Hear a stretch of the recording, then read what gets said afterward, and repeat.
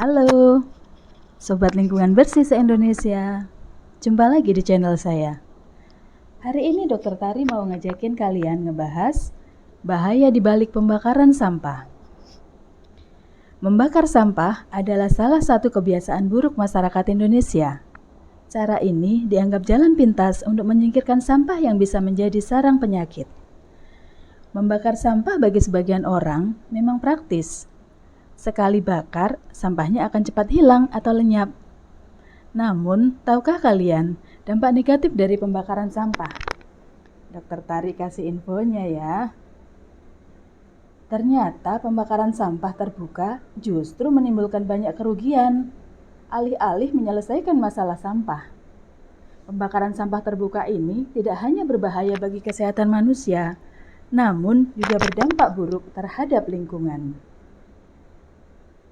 Dilansir dari Scientific American, sekitar 40% limbah dengan 1,1 miliar ton sampah di dunia dibakar di tempat terbuka.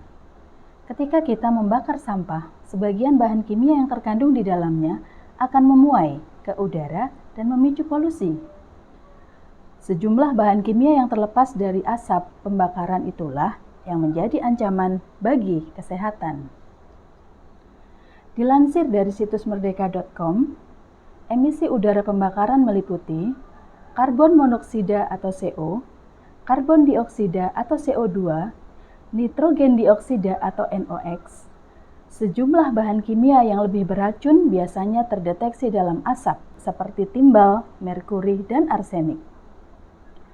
Saat plastik dibakar, akan melepaskan bahan kimia termasuk benzoapiren atau BAP dan poliaromatik hidrokarbon atau PAH, yang keduanya terbukti menyebabkan kanker.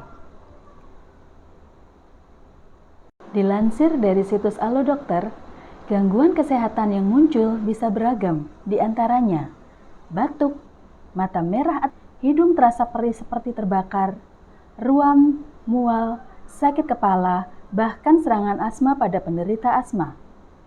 Tidak hanya itu, salah satu kekhawatiran terbesar dari pembakaran sampah secara terbuka adalah risiko kesehatan yang timbul akibat paparan dioksin ke udara. Paparan zat ini dalam jangka panjang berisiko menyebabkan jenis kanker tertentu, gangguan hati, gangguan sistem kekebalan tubuh, serta gangguan sistem reproduksi.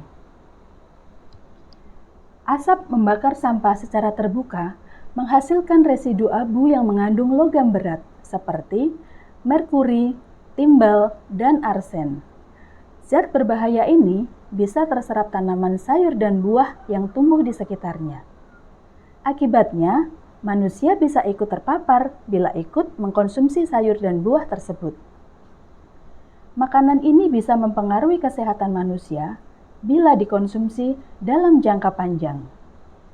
Gangguan kesehatan tersebut meliputi tekanan darah tinggi, gangguan kardiovaskuler, kerusakan ginjal, dan kerusakan otak. Selain berbahaya bagi kesehatan, pembakaran sampah terbuka juga berbahaya bagi lingkungan loh. Pelepasan asap yang tidak terkendali ke atmosfer mencemari udara sehingga menyebabkan rusaknya lapisan ozon. Asap beracun yang dikeluarkan oleh proses tersebut juga mempengaruhi kehidupan tumbuhan dan hewan yang berdampak menurunkan jumlah satwa liar pada akhirnya. Selain itu, asap yang dikeluarkan dari pembakaran terbuka memiliki bau yang mengganggu yang mencemari udara pernafasan yang bersih.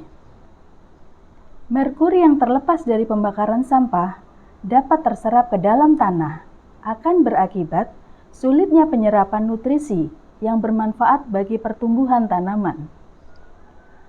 Selain itu, jika masuk ke sungai dan laut, akan dapat membunuh ikan dan biota laut yang lain, sehingga berpengaruh terhadap ekosistem kehidupan di laut.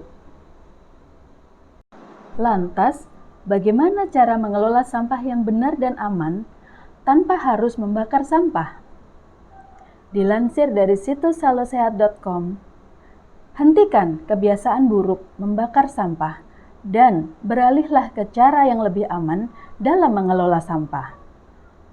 Menurut Undang-Undang Nomor 18 Tahun 2008 tentang pengelolaan sampah, melarang pembakaran sampah yang tidak sesuai dengan persyaratan teknis pengelolaan sampah. Berikut ini ada beberapa kiat sederhana yang bisa membantu mengatasi masalah sampah tanpa harus membakarnya. 1. Hindari pemborosan atau kita menyebutnya reuse. Semakin banyak produk rumah tangga yang Anda beli, maka semakin banyak pula sampah yang ditimbulkan. Karena itu, belilah bahan makanan atau produk rumah tangga secukupnya dan pilih produk dengan kemasan yang paling simpel. Pilih produk dengan kemasan besar daripada kemasan kecil, serta beli produk yang bisa diisi ulang atau refill daripada produk yang hanya sekali pakai. 2. Penggunaan kembali atau reuse adalah menggunakan kembali sisa kemasan untuk digunakan kembali menjadi produk yang bermanfaat. Contohnya adalah mengubah kaleng bekas menjadi pot tanaman atau celengan. Baju bekas difungsikan menjadi lap atau keset, botol minuman kemasan menjadi wadah ekoenzim, dan sebagainya. 3. Daur ulang atau recycle. Gunakan barang-barang bekas yang masih bisa digunakan dan lakukan daur ulang atau recycle menjadi barang-barang baru yang bernilai ekonomis dan bermanfaat. Misalnya, membuat tas dari kumpulan bungkus kopi, merubah sampah koran menjadi aneka kerajinan daur ulang, dan sebagainya. 4. Jadikan pupuk kompos. Ketimbang membakarnya, jadikan sisa-sisa bahan makanan dan daun-daun menjadi pupuk kompos untuk tanaman kita. Ada banyak metode pengomposan yang bisa dipelajari bersama melalui channel ini. Selain sampah organik terkelola dengan baik, lingkungan menjadi hijau dan juga lestari, serta terkelola dengan baik sampahnya. 5. Buang sampah dengan benar. Saat ini, membuang sampah pada tempatnya sudah tidak cukup lagi, namun harus diikuti dengan pemilahan sampah. Sistem pengelolaan sampah yang baik diawali dari pemilahan dari sumber.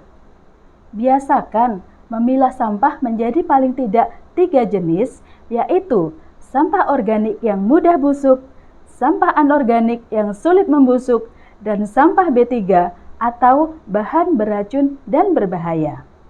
Hal ini akan memudahkan dalam pengelolaan sampah selanjutnya. Nah, itu tadi pembahasan kita pada hari ini. Jangan lupa like, subscribe, dan share bila menurut kalian channel ini bermanfaat. Agar saya lebih terpacu membuat konten-konten yang berkaitan dengan budaya bersih yang lain. Sampai jumpa.